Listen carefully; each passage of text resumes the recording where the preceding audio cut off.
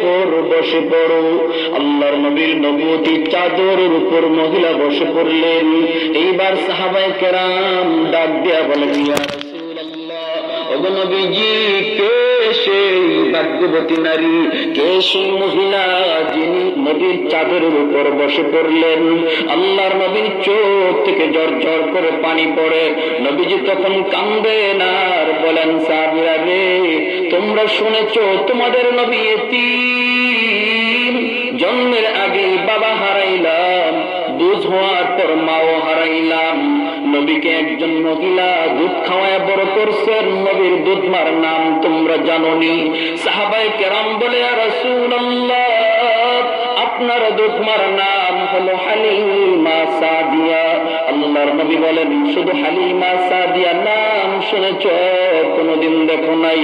আজকে ভালো করে দেখে নাও, নবীর নবুয়তির চাদরে যিনি বসলেন ইনি নবীর দুধমা, যার নাম হালিমা সাদিয়া। ভাইয়েরা, বন্ধুরা, জন্য বলতেছিলাম, আল্লাহর নবী দেখা গেছেন দুধমার খেদমত যদি নবী এইভাবে করলেন, নিজের আপন মারে পাইলে আমার আপনার নবী কেমন খেদমত করতেন? ঠিক না বেঠিক? জোরে কর, আরো জোরে বলেন, ঠিক না বেঠিক? ভাইয়েরা, বন্ধুরা, এবার আসুন শুনে একটু, মার খেদমত না করায়, বাবার সাথে খারাপ আচরণ করায় এই দুনিয়ায় কি পরিমাণ শাস্তি হয়েছে শুনবার ইচ্ছা আছে না নাই? ভাইয়েরা, একটা গুনাহ আছে এমন যে এই গুনাহটার শাস্তি আল্লাহ দুনিয়াতে নগদ দিবে, নগদ। আল্লাহর নবীর হাদিস, সেই গুনাহটাই হলো উকুকুল ওয়ালিদাইন, ফাইন্নাহু ইউআজ্জালু লিসাহিবিহি ক্বাবলাল মামাত। আমার আপনার নবী বলেন, একমাত্র কবিরা গুনাহ মা বাবার সাথে অবাধ্য আচরণকারী, এর শাস্তিটা আল্লাহ মরণের আগে আগে দুনিয়াতেই তারে দিয়া দিবেন। নাউজুবিল্লাহ। বাস্তব একটা ঘটনা শুনে, করাচির হযরত হাকিম আখতার সাহেব রাহিমাহুল্লাহ, তিনি তার কিতাবের মধ্যে লিখছেন, তিনি বলেন, আমি করাচির একটা মসজিদে নামাজ পড়তেছি, ওই অবস্থায় দেখলাম একজন যুবক বড় সুন্দর করে নামাজ পড়লো, কিন্তু তার ডান হাত কাপড় দিয়া পেঁচানো। নামাজ শেষ হলে পরে আমি যুবককে ডাকলাম, যুবক বাবা এদিকে আসো, তোমার নামাজটা আমার বড় পছন্দ হয়েছে, কিন্তু কাপড় দিয়া হাত পেঁচায় রাখছো কেন? যুবক তখন বলতেছে, আল্লাহর ওলি, আমার হাতে পচন শুরু হয়েছে, দুর্গন্ধ বের হয়, কাপড় দিয়ে যদি পেঁচায় না রাখি মসজিদের ভিতরে কেউ টিকতে পারবে না। আল্লাহর ওলি বলেন, যুবক কেন, তুমি কি ডাক্তার দেখাও না? যুবক বলতেছে, আল্লাহর ওলি গো, ভারত পাকিস্তানের সব ডাক্তার দেখানো শেষ, কোন ডাক্তার আমার হাতের পচন ভালো করতে পারে না। অন্য দেশের ডাক্তার দেখাও। এই কথা বলতে যুবক হাউমাউ করে কান্না শুরু করেছে, আর চোখের পানি সাইরা কান্দে আর বলে, আল্লাহর বলি, আমার বিশ্বাস হয়ে গেছে, ইয়াকিন হয়ে গেছে গো, তামাম দুনিয়ার ডাক্তার যদি দেখানো হয় তবু আমার হাতের পচন ভালো করতে পারবে না। আল্লাহর ওলি বলেন, কেন এমনটা তোমার মনে হয়? যুবক তখন বলে, এক করুণ ইতিহাস, নিষ্ঠুর হৃদয় বিদারক ইতিহাস। আমি আমার মার গর্ভে একমাত্র সন্তান, মা বড় কষ্ট করে লেখাপড়া করাইছেন, প্রাইমারি পড়লাম, হাই স্কুল পড়লাম, কলেজে গেলাম, ভার্সিটিতে গেলাম। ও ভাইরা, বন্ধুরা, যুবক বলে, ভার্সিটিতে যাওয়ার পর সুন্দরী একজন মেয়ে লোকের সাথে আমার পরিচয় হয়, পরিচয়ের পরে আমাদের বিবাহ বন্ধন আবদ্ধ হই, কিন্তু মাকে জানাই না, মাকে আমি জানাই না। আমার ভাইয়েরা, বন্ধুরা, যুবক তখন বলতেছে, এইবার মাকে, মার বাড়িতে বিবিকে নিয়ে হাজির হলাম। আমার মা আমার নিজের ইচ্ছায় বিয়ে করা বিবিকেও মা বরণ করে নিয়েছে, মা সেটা সাদরে গ্রহণ করেছে, কিন্তু আমার শিক্ষিতা বউ সুন্দরী বউ আমার মাকে মা হিসাবে মেনে নিতে পারে নাই। অফিস থেকে আসলে পরে কানে কানে মার বিরুদ্ধে শত অভিযোগ। আমার বাড়ি গ্রামে, আমি কর্ম করি, চাকরি করি, অফিসে আমার শহরে, শহর থেকে গ্রামে আসতে গাড়ি দিয়ে আসতে হয়, নদীপথের একটা নৌকা আছে, নৌকা পাড়ি দিয়ে আসতে হয়। আমি অফিস থেকে বাড়িতে আসলে পরেই আমার বিবি মার বিরুদ্ধে অভিযোগ আমার শোনায়। আমি নালায়েক, পছন্দ করে বিয়ে করেছি, আমি পছন্দ করে বিয়ে করেছি, বিদায় বিবির প্রতি, বউয়ের প্রতি আমি দুর্বল। মার রুমে ঢুইকা মারে বকাবকি করতাম, মারে বকাবকি করতাম। কিন্তু একদিন অফিস থেকে আসলে পরে এমন ভাবে আমার বউ আমার মেজাজ গরম করে দিছে, আমি মার রুমে ঢুইকা মারে বকাবকি কইরা আমি নালায়েক মার গায়ে হাত তুলে ফেলেছি।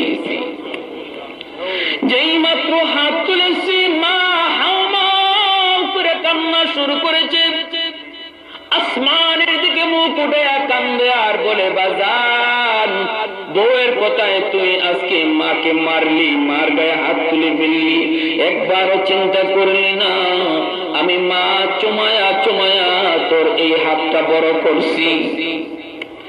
এই হাতে মার অসংখ্য চুমা লেগে আছে বাবা, অসংখ্য চুমা লেগে আছে, এই হাত দিয়া মারে মারলি, ঠিক আছে যাও, আল্লাহ যেন তোর এই হাত পচায়া দেয়, তুই যেন আমার জানাজার নামাজ পড়তে না পারস। ও আল্লাহর ওলি, যেই মাত্র মা দুইটা বদুয়া দিছে আমি টের পেলাম আমার পায়ের নিচের জমিন কেঁপে উঠেছে। আমার ইয়াকিন হয়ে গেছে আল্লাহর দরবারে মার বদুয়া কবুল হয়ে গেছে। কারণ দ্বীনের নবী বলেছেন, সালাসাতুন দাওয়াতুন মুস্তাজাবাতুন লা শাক্কা ফীহি, দাওয়াতুল মাজলুম ওয়া দাওয়াতুল মুসাফির ওয়া দাওয়াতুল ওয়ালিদ আলা ওয়ালাদিহি। মুসলিমের দোয়া, মুসাফিরের দোয়া আর বাপ মার দোয়া, দোয়া করলো কবুল, বদদোয়া করলো ডাইরেক্ট কবুল। ঠিক না ঠিক? জোরে কর। ঠিক আছে, ঠিক আছে। এইবার অফিস থেকে সংবাদ পাইলাম মা মারা গেছেন। আমিও বাড়িতে আসার জন্য রেডি, কিন্তু এত ঝামেলা এই দিন হয়েছে বাড়িতে আসার পথে, যা অন্য কোনোদিন হয় নাই। গ্রামে ঢুকতে ঢুকতেই দেখি আমাকে সারাই এলাকার মানুষ মার জানাজার নামাজ পড়ে ফেলেছে। একটা বদদোয়া কবুল হইছে নি? যেরকম হইছে তো এলাকার মানুষেরা কয়, বাবা বহুক্ষণ অপেক্ষা করেছি আর ধৈর্য কোলায় না, এলাকার মানুষ আর ধৈর্যের টিকে থাকতে পারে নাই, জানাজা পড়ে ফেলেছি।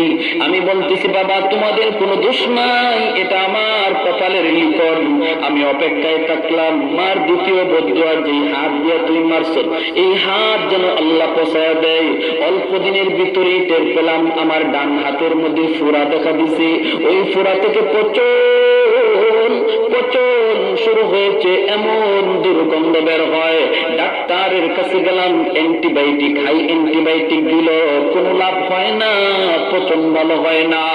এইদিকে দুর্গন্ধে টিকতে না পেরে আমার সুন্দরী বউ, যার কারণে মার গায়ে হাত তুলেছিলাম, আমার সুন্দরী বউটাও আমারে ফালাইয়া বাপের বাড়ি চলে গেছে। রাস্তায় রাস্তায় শুধু গুড়ি আর মসজিদে মসজিদে কান্দি, মালিক ভুল হয়ে গেছে, কেউ আমার হাতের পচন ভালো করতে পারে না। আল্লাহর কাছে কান্দি, আল্লাহর কাছে কান্দি।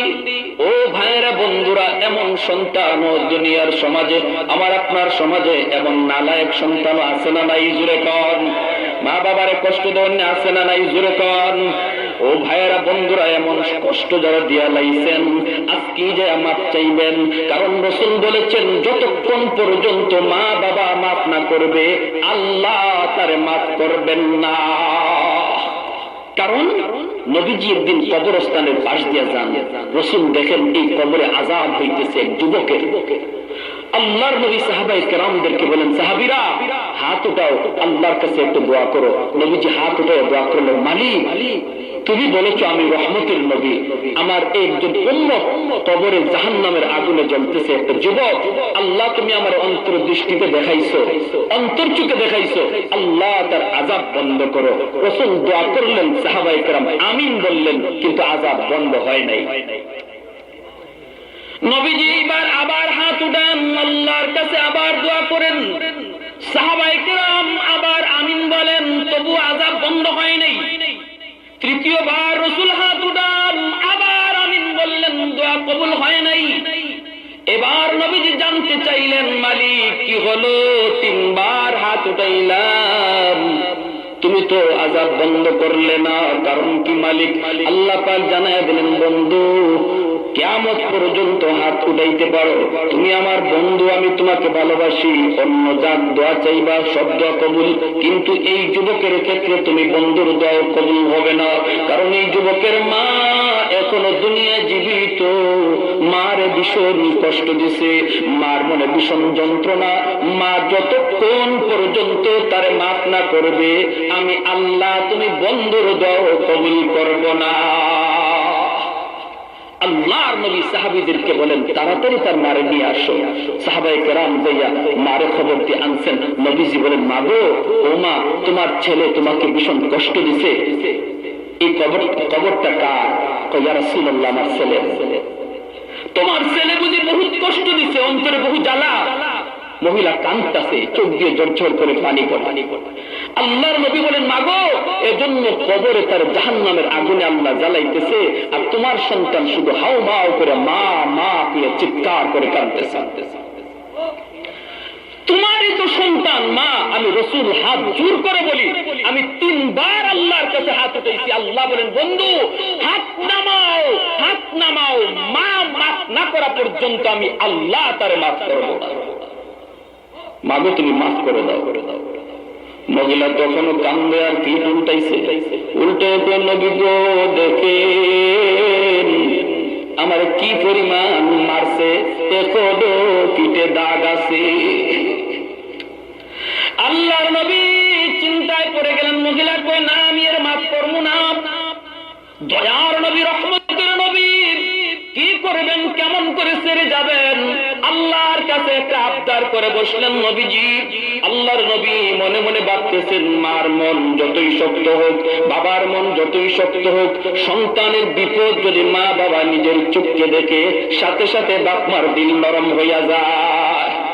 আল্লাহর কাছে নবীজি আবদার করলেন, মালিক, ও মালিক, কবরের আযাবের দৃশ্যটা আমারে তুমি যেভাবে দেখা দিছো, আল্লাহ দয়া করে তার মাকেও এইভাবে দেখা দাও। আল্লাহ বলেন, বন্ধু তোমার এই দোয়াটা আমি আল্লাহ কবুল করলাম। সাথে সাথে মার চোখের সামন থেকে সমস্ত কুদরতি পর্দাগুলি আল্লাহ সরাইয়া দিলেন। মা দেখতেছে সন্তান কবরের ভিতরে জাহান্নামের আগুনে জ্বলে, সাপে দংশন করে, আর মা মা চিৎকার করে কাঁদতেছে। যেই মাত্র মা এই দৃশ্যটা দেখছে, মার কলিজার মধ্যে কামড় মেরে উঠছে, চিৎকার দিয়ে উঠছে, ইয়া রাসূলুল্লাহ, ওগো নবীজি, ওগো নবীজি, আমার আল্লাহকে বলেন আমার সন্তানের আযাব যেন আল্লাহ বন্ধ করে, আমার অন্তরে যত